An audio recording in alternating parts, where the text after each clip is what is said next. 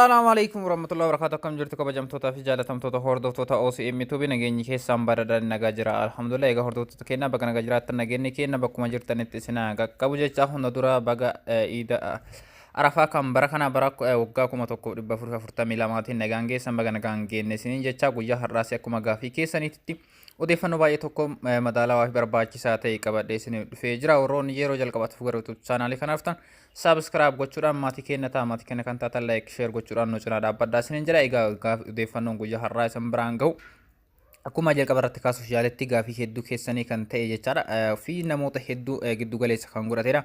Innis mana tokko ijaaruu barbaanne manicha kutaa tokkoo fi saalooniin isaa bal'ina giddu galeessa qabu kutaa tokko qofa of keessa isaatii kan qabu ijaarrachuudhaaf qarshii hammam nu gaafata. Warrootni jettanii gaafattanii deebisaa qabadhee isin dhufee jira jechaadha. Egaa manicha akka argaa jirtan kanatti dizaayina kanaa fakkaatuu fi kan biraas ijaarrachuu yoo barbaaddan qarshii hammamiin akka ijaaruu dandeettan isin biraan gahaa. Kanaaf amma xumura qophii keenyaatti nu wajjin turaan affeerraa kenna. Egaa mana amma suuraa irratti argaa jirtan kanaa fi kan kana fakkaatu kan kana fakkaannis dizaayina biraatiin ijaarrachuu ni dandeettan jechaadha. Egaa adaama qorqorroodhaan akkuma argaa jirtan kana kan inni simbiraan gahaa jiru kunis adaama qorqorroodhaan kan ijaarame kutaa tokko qofa keessa isaatii kan qabu akkasumas saalooniin isaa meetira 7 kan bal'atu kan ammoo kan dheeratu jechaadha. Egaa mana kana ijaaruu fi jalqaba isaarraa dhagaa nu gaafata. Dhagaan manicha kana ittiin ijaaruu dandeenyu jalqaba isaarratti kaasuu dandeenyu jechaadha. Meetira kiubii 18 nu gaafata. Eegama qarshiitti yoo jijjiirru qarshii 8,000 dhagaa manicha kana nu qopheessuu ni dandeenya jechaadha. Itti aansuudhaan simmintoon mana kanaan ittiin ijaaruu dandeenyu kuntaala 75 nu gaafata. Egaa kuntaala 75 kanaan akka argaa jirtan kanatti gubbaa isaarra kana paraafitii gubbaa irratti ol ka'ime kana bareedinaaf kan nu tajaajilu kana kaasee hamma jala isaatii fi liishoo lafa isaarratti itti fayyadamuu kan dandeenyu jechaadha. Egaa simmintoonni kanaaf simmintoo hedduu nu gaafachuu danda'a. Kanaaf gabaa irratti yeroo kana kuntaalee tokko qarshii 700 kaasee amma 800 naannoo gurguramutu jira. Qarshii 700 bakka hedduutti argachuu ni dandeettan. Kuntaala 75 kana bituu fi qarshii 52 fi 500 qopheessinaan isiniif gahuu ni danda'a jechaadha. Egaa as biratti simmintoo gosa hedduu isin gaafata isiniin jedhe jira. Gubbaa isaa irratti meetira tokko hamma meetira tokko fulakka iddoo qorqorroon itti dhaabbaturraa gara oliitti ol dheerata jechaadha. Kanaaf isaa wal qabatee girgiddaa isaas wal qabatee kira keessaa fi gara alaa akkasumas ammootu liishoo isaatiin wal qabatee kuntaala 75 isinii gahuu ni danda'a jechaadha. Itti aansuudhaan ashawaa makiinaa sadii nu gaafata. Ashawaanis baay'inaan nu gaafachuu ni danda'a. Makiinaa sadii nu gaafata jechaadha. Yeroo kana gabaa irratti makiinaan tokko qarshii 5,000 argama. Walumaa galatti makiinaa sadii kana yookaan ammoo ashawaa mana kanaaf nu gahu qarshii 15,000 qopheessuu ni dandeenya jechaadha. Itti aansuudhaan agrigeetiidha. Agrigeetii kolooniiwwan balbala irra dhaabbatan kanaaf akkasumas girgiddaa manaa keessa kan jirantu jira. Isa kanniiniif agrigeetoo kana ammoo xaxarii itti fayyadamna jechaadha. Xaxariin meetira kuubii 4 nu gaafata. Walumaa galatti meetira kuubii 4 kana qarshii 5,000 bituu ni dandeenya jechaadha. Egaa kanatti aansee bolokkeettiidha. Bolokkeettii gosa lamaan nu gaafachuu danda'a. Akkasumas immoo abbaa 10 gubbaa irratti nu gaafachuu danda'a. Bolokkeettii noormaalii abbaa seentimeetira 15 bolokkeettii 2,400 nu gaafata jechaadha. Yeroo kana gabaa irratti tokko isaa qarshii 9 gurgurama. Walumaa galatti bolokkeettii seentimeetira 15 kana bituudhaaf qarshii 21,600 nu gaafata jechaadha. Baay'een isaa 2,400 nu gaafata. Egaa bitachuu barbaadanii fi naannoo keessanitti gatiin kanaa olii fi kanaa gadi warri jiraatan kanaan irra eddanii argachuu dandeettan. Walumaa galatti manicha kana nuuf geessuudhaaf bolokkeettii 2,400 nu gaafata jechaadha. Egaa afoo isaa irratti akka argaa jirtan kanaa fi bareedinaaf kan itti fayyadamnu bolokkeettii karvii kan ta'ee fi gubbaa isaa irra abbaa 10 kan fayyadamnu jechaadha. Walumaa galatti qarshii 2,000 nuuf gahuu ni danda'a jechaadha.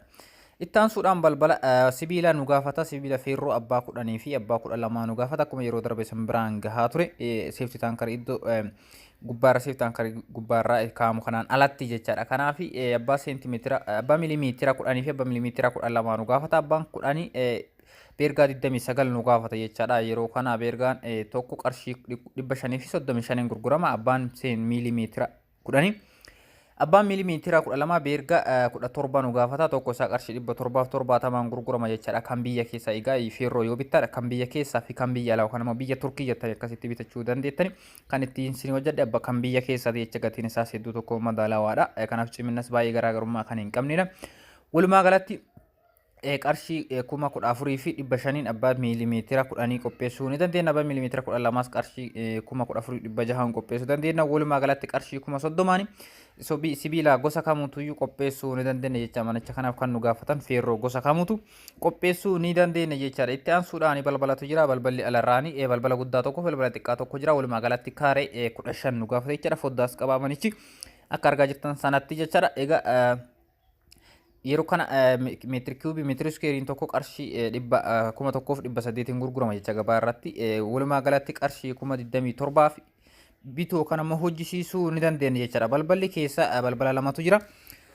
Balballi muka MDF irraa tolfame jechaadha. Inni tokko kan kutaa bultii keessa, inni lammaffaan ammoo kutaa bultii keessa gara mana fincaaniif yookaan shaaworitti yeroo seennu kan jiru jechaadha. Walumaa galatti balbala lamatu jira. Balballi lamaa kun qarshii 12,000 dalasiisuu ni dandeenya jechaadha. Walumaa galatti balbala alarraan ta'e balbala keessa mana qarshii 39,000 qophii hojjisiisuu ni dandeenya jechaadha. Ittaan suudhaanii balballi alarraa fi foddaan alarraan jiru dhifama.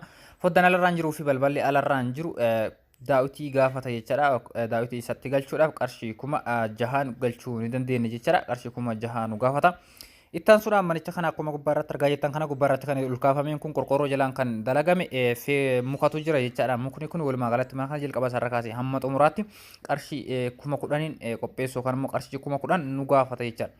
Haaluma kanaan mana fincaanii alarraa dabalatee elektiriikii mana kana keessa harkisu bishaan ollaarraa yookaan immoo bishaan naannoo jiru irraa gara mana kanaatti galchuu fi qarshii 25,000 nu gaafata jechaadha. Yeroo baay'ee kan isin biraan ga'ee jira. Manoota hedduu kana dura isin biraan ga'ee keessattis isin dhiyee jira. Walumaa galatti meeshaalee isa barbaachisuu fi ogeessa dabalatee qarshii 25,000 nu gaafachuu ni danda'a jechaadha. Itti aansuudhaan outer toilet yookaan mana fincaanii alarraan jiru mana fincaanii alarraan jira jechaadha. Seefsitaan karii waan hin qabnee fi mana fincaanii alarraan jiru qarshii 10,000 qotamee dalasiifamee hamma xumuraatti geeffamuu ni danda'a jechaadha.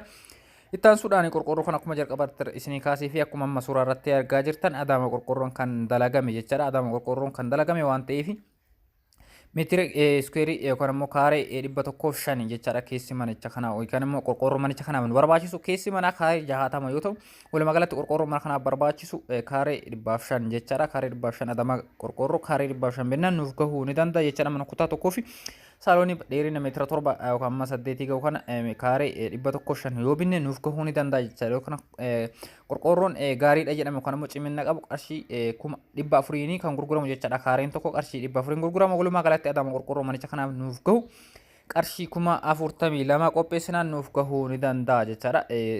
Dizaayina kanaa fi kan biraatiinis yoo jaarattan qarshii 42,000 qopheessinaan qorqorroo qofaaf isin gahuu ni danda'a jechaadha. Ittaan suudhaanii eega kana hunda goonee booda korniisitu jira jechaadha. Korniisii jiksamiidhaan dalagsisuu barbaanne keessi manicha jiksamii fi seeraamikii galchuudhaaf kaaree 60 ta'a isiniin jira. Kaaree 60 kana hojjisiisuudhaaf jiksamii isaa qarshii 15,000 nu gaafata jechaadha. Haaluma isa fakkaatuun seeraamikii lafa isaa irra galchuu yoo barbaanne warri hin barbaanne dhiisuu dandeettan.